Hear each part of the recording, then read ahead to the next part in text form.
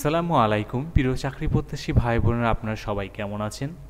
আজকে আমরা আমাদের এই ভিডিওতে ৮ দিন ফাউন্ডেশন থেকে প্রকাশিত হওয়া নতুন একটি নিয়োগ বিজ্ঞপ্তি সংক্রান্ত সকল বিষয়ে একদম সম্পূর্ণ ডিটেলসে আলোচনা করব। আপনারা যারা এই ধরনের আরও বিভিন্ন গভর্নমেন্ট ও নন গভর্নমেন্ট সার্কুলার পেতে চান, তারা আপনারা আমাদের চ্যানেলটি ভিজিট করতে পারেন। এখানে আমরা সকল ধরনের সরকারি ও বেসরকারি নিয়োগ সংক্রান্ত বিষয় নিয়ে বিস্তারিত আলোচনা করে থাকি।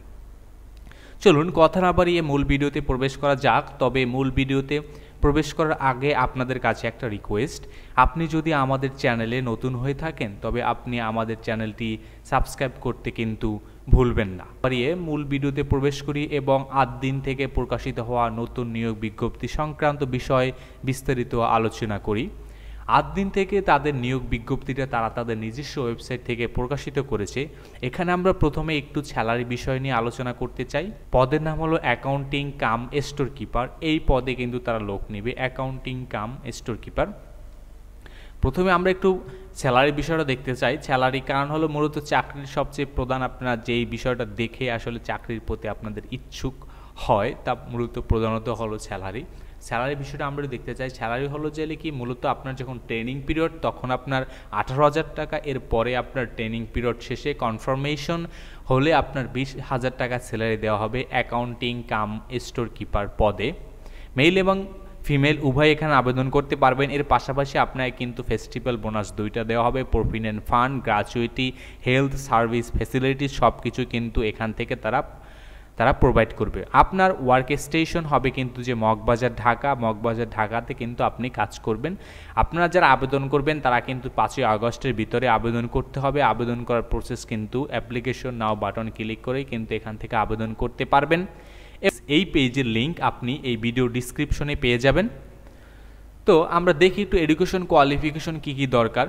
এখানে আপনারা দেখতে পাচ্ছেন যে এডুকেশন কোয়ালিফিকেশন কিন্তু MBA, MBS, MCom in accounting any UGC recommendation university, মানে আপনি যে কোনো ইউনিভার্সিটি থেকে যদি MBA মানে অ্যাকাউন্টিংয়ের উপর যদি MBA বা MSc MCom করা থাকলেই কিন্তু আপনি এখানে আবেদন করতে পারবেন।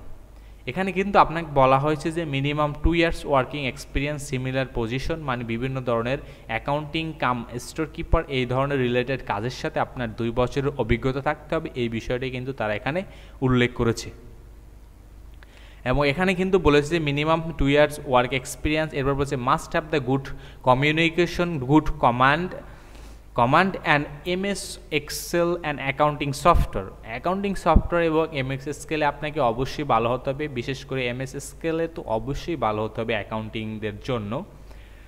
এরপর পাশাপাশি আপনাকে কিন্তু হার্ডওয়ার্কিং স্কিলের বিষয়ে তারা বলা হয়েছে যে আপনাকে অবশ্যই কিন্তু হার্ডওয়ার্কিং স্কিলও কিন্তু এখানে করতে হবে।